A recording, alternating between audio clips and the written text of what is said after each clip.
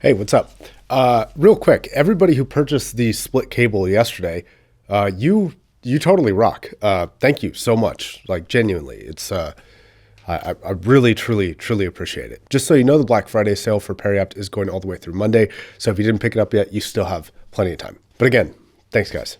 Really. So I sound like a botched rhinoplasty today. I'm so sick. I've got about 5 minutes of energy left. So we're going to go ahead and bust through this. Between all the emails, all the comments that I get is some variation of, I have X budget, what should I get?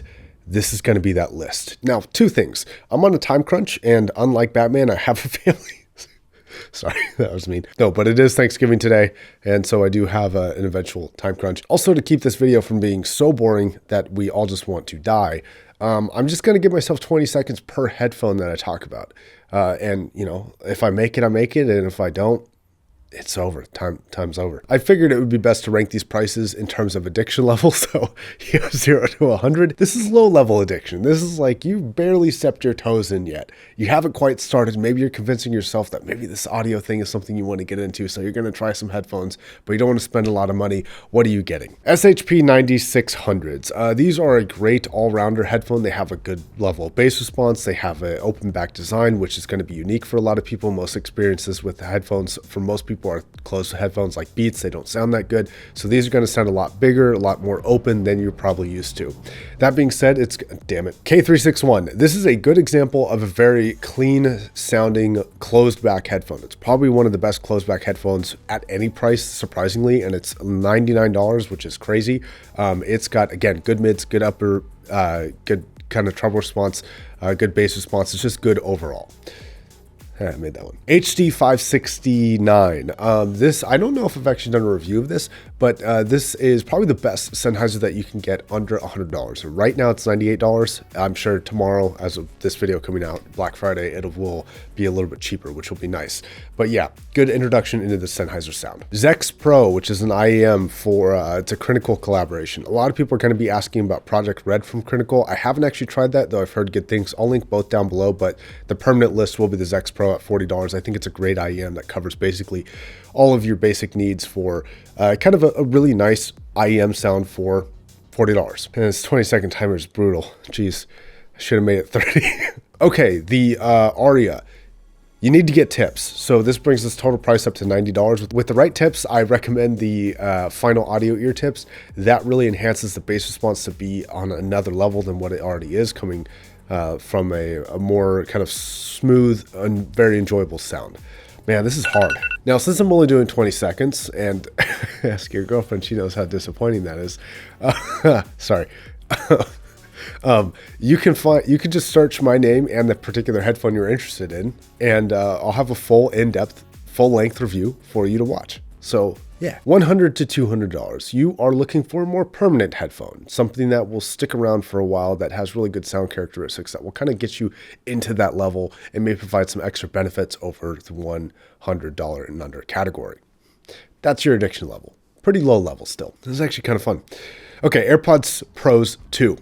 These are a surprisingly good audio headphone. They have really good tuning from all the electronics, all the custom DSP that they're doing. It also has some adjustments that you can make in terms of like kind of spatial audio that makes audio very interesting and provides a new take on IEMs. Okay, HD 560S. This is like the HD 569, except just a lot better. But you are going to pay $149 for it. Now, with that comes a really good introduction into Sennheiser mid-range in terms of tonality, but it also has really good core audiophile qualities for its bass response and its treble response, good sound staging examples. It's great. PC38X. I've had the PC38X for years. I daily drive it as a gaming headphone. It is an amazingly diverse and wide sound staging gaming headphone with accurate imaging.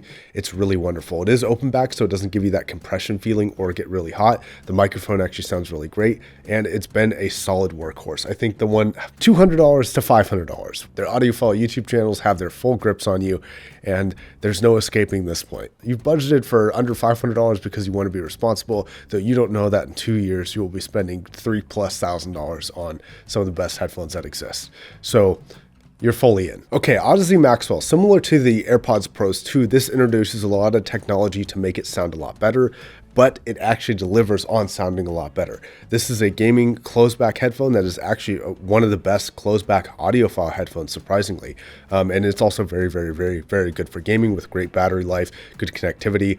It's great all around. Okay, at $279, which is in my opinion a little bit too much money, the HD600 is a staple for the HD6 line, and I gotta be frank, I've tried all those HD600 series headphones. It's still my favorite. It's got a little bit more treble than a lot of the other ones do, and it kind of pops a little bit more, but it has the most mid-range focus. So probably only need about 5 seconds for this one. HiFiMAN Sundara, because HiFiMAN Sundara is just a staple. It's the cheapest and best price point for a really, really good planar headphone, and it's probably the most common recommendation for a cheap budget planar headphone under $500, and it absolutely deserves to be there at only $300. It's a great headphone. $500 to $1,000. Since this isn't COVID and you didn't get a stimulus check, this one's going to sting, but you're probably going to have a great time. If this is your first under $1,000 headphone, it's going to sound wonderful.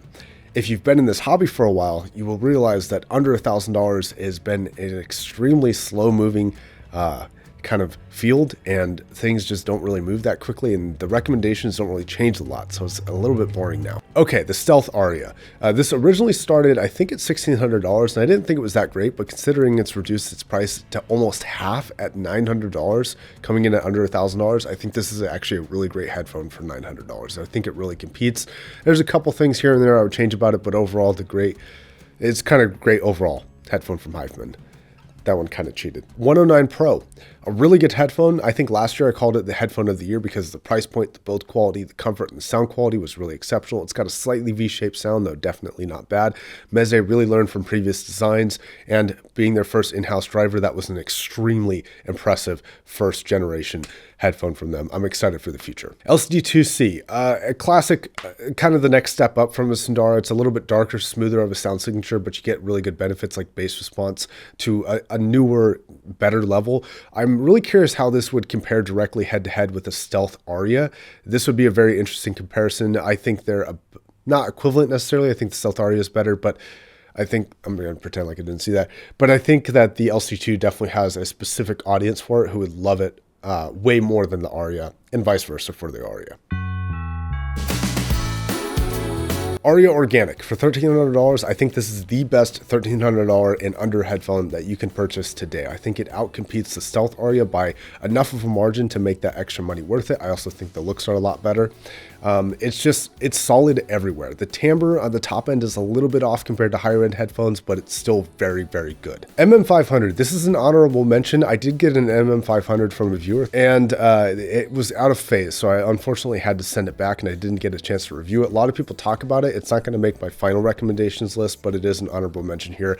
I think it's priced at $1,600. A lot of people love it. Okay, HE1000 SE. Quite frankly, this is a bright headphone, but it's very, very, very detailed and has a little bit of a bass bump too that is quite enjoyable. If you're into a hyper detailed sound signature and that's all you want, and you don't mind a slightly brighter headphone, I think the HE1000 SE is one of the best out there for under $2,000. That's probably what I'd recommend the most. Focal Clear MG. I prefer the OG to like my personal preference, but the MG does have better mid-range than almost every other headphone out there under $2,000. It is an exceptionally good sounding mid-range, and it's a really well-built headphone that kind of looks really classy. I personally like the red and black version. So we made it to the creme de la creme. I'm going to adjust the timer for this. I'm going to give each one a minute to draw better distinctions between them and which one you might want to aspire to. Okay, this is $2,000 plus. You are fully locked in. You are going to regret this decision. This price point is probably broken up a few marriages legitimately, and yeah, you have a problem.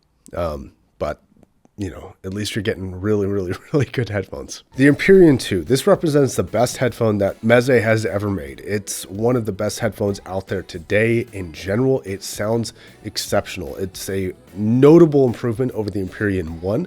It squashes the Elite in terms of sound signature. It squashes the Empyrean and the 109 Pro. It's just a better headphone. It is the next, in my opinion, it's the next evolution of headphones. It's a beautiful looking headphone. It's got a great kind of fit and feel on the head. It's not too heavy, and the sound signature is just really solid all around. It's got great mid-range. It's got a kind of a bumpier, kind of harder hitting mid-bass and a pretty solid but not perfect sub bass response. But it's really the rest of the top end that really shows off the quality and the ability of this headphone being as good as it is. The sound staging is really excellent as well. Maybe not the widest, but still very excellent. Just solid all the way around. Okay, Diana MR. Both these headphones, I kind of consider them both 10 out of 10s, but for different reasons. It's kind of, in some ways, the antithesis of the Empyrean 2. For example, the way that the bass happens on both is flipped. So the Empyrean 2 has more mid bass and less sub bass, and the Diana MR has more sub bass and less mid bass relative to each other, at least. The mid range is really pushed forward on the MR, which I love a lot, and it's not as pushed forward on the Empyrean 2. The Empyrean 2 has a little bit softer treble response. It's a little bit less detailed. The timbre isn't quite as good. And on the MR, it's a little bit more forward and a lot more detailed and kind of better timbre characteristics, in my opinion.